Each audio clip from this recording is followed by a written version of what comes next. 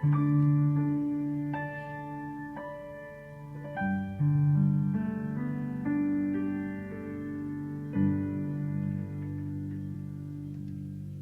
于饶恕的功课，宋文说的对，到进入安静，开始修补自己跟修补跟神的关系的时候，就会发现，如果没有饶恕，我们没有办法往下走，会被原来的苦毒绊住。哈，那发现了怎么办呢？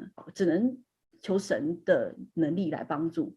我记得我在那一段期间上但以理书，就看见这里面有讲说，他们被丢进了火窑，然后呢，却没有受伤。好，有神的保守，并且呢，在第3章27节里面说，火无力伤他们的身体，头发也没有烧焦，衣服也没有变色，并没有火燎的气味。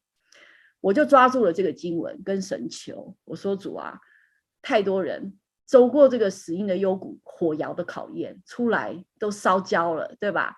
好，你有能力保守我们没有火燎的气味，也必能够保守我们没有苦毒的气味。好，这是我的祷告，就透过这个经文，就是我们如果带着苦毒，我们没有办法往下走。那秘诀是什么？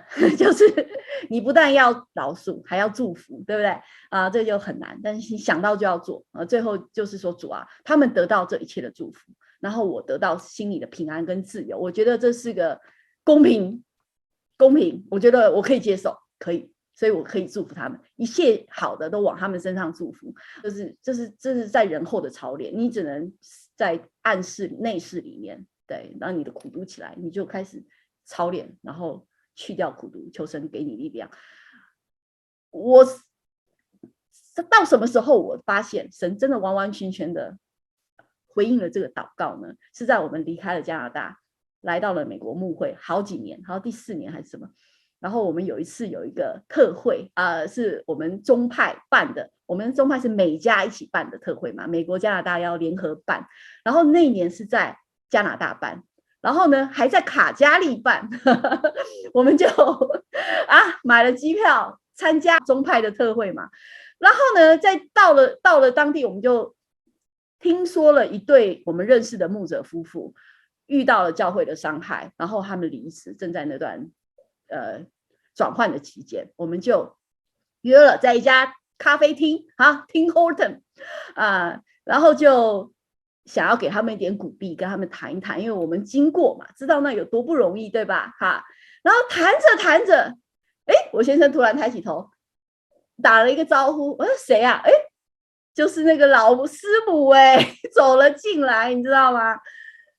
你要知道，我们已经搬离那个国家了，我们离开加拿大，他们也离开了加拿大，他们也去了别的国家。好，在同一段时间，同时回到那个城市，又在一个咖啡厅碰到，那几率是多少啊？对不对？然后正好我们还在讲我们那时候就在分享说，要饶恕，要医治，要恢复，我们才有力量往下走然后马上一个人走进来。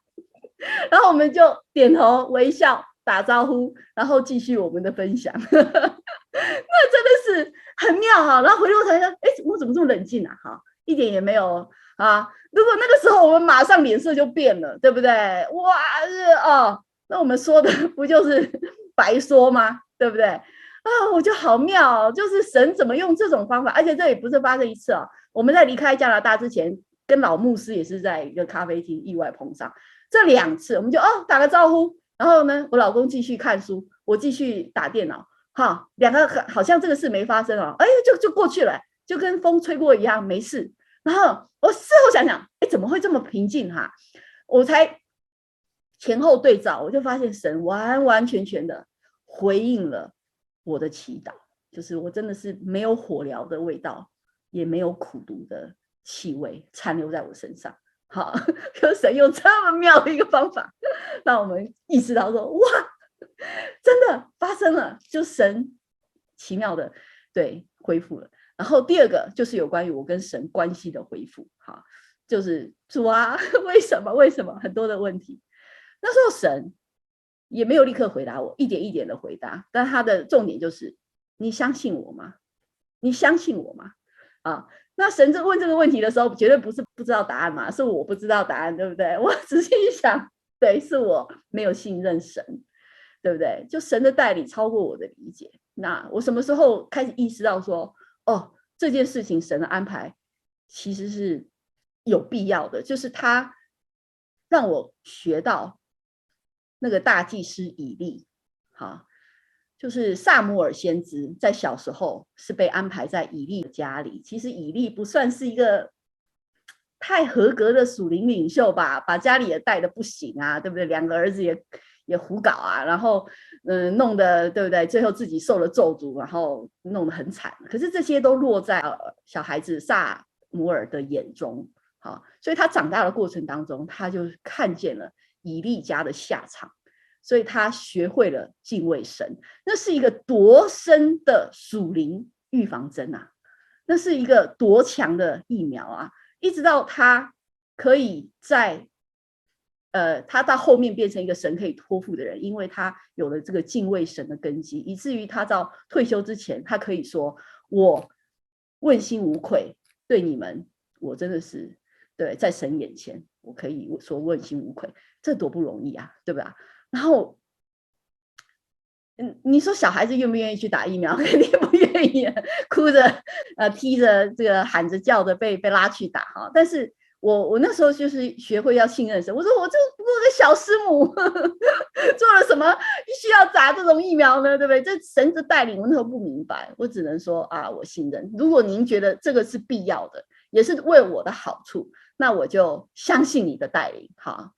那起码我还有恩典，神还告诉我为什么，对吧？他说这是一个你必须打的属灵疫苗，那就接受吧，对吧？但我觉得最奇妙的是，神怎么透过这个过程来祝福。到最后，我说我列了28点，从这整个过程当中，我得到的祝福跟恩典。好，我也不要全列，我就列短短几点。第一个就是我再也不害怕求生存的问题了。以前对不对？没有收入就吓得要死，对吧？但是经过这个事情，就是最糟的，你害怕的都发生了，也没咋的，对不对？以后你就不会去害怕面对这些事情，然后想要退步，不会的，因为我们经历过嘛，最糟能怎么样呢？对不对？我们还不是就腰杆子挺直的就承担下来了。然后第二个，那个安静修复是很宝贵的，帮我们重新去确立我们侍奉的这个动机。以前好像这个那个的原因，其实都不是很稳当的动机，但这个当你全部被打翻再重建的时候，那个根基你侍奉的原因就会很深，而且有难处也不会阻挡然后我们的承受力也大大的增加。然后再来就是圣经的内容活化在我眼前。以前看到耶稣被背叛，耶稣受苦，耶稣被冤屈控告，对不对？第一个我看不懂，第二个这跟我有什么关系啊？看不明白。哇，现在哇！活化面前，我可以体会那时候门徒的挣扎，是耶稣的情况，就这个就很奇妙，对。然后到最后当然是经历了饶恕的功课。如果我们能够在这个伤害当中学会我们怎么去面对伤害，侍奉不可能不受伤，在人际关系不可能没有挑战，但是我们得到这个工具，也经历了伤害跟和好，饶恕的这个选择之后，我相信会对我们的未来侍奉会很有帮助。对，所以神给我们的祝福在苦难当中是无法测量的，就是他也保守了我们，对不对？你说正常的人经过这个，对不对？谁在窑火中可以没有伤害的，还可以走动？谁呢？只有神才能够给你这样的保护，我们正常人是不行的。所以这是神的恩典，让我们经历了这些，我们还可以有信心，并且愿意继续侍奉神。求主使用我做你的器皿，将你的爱分享出去。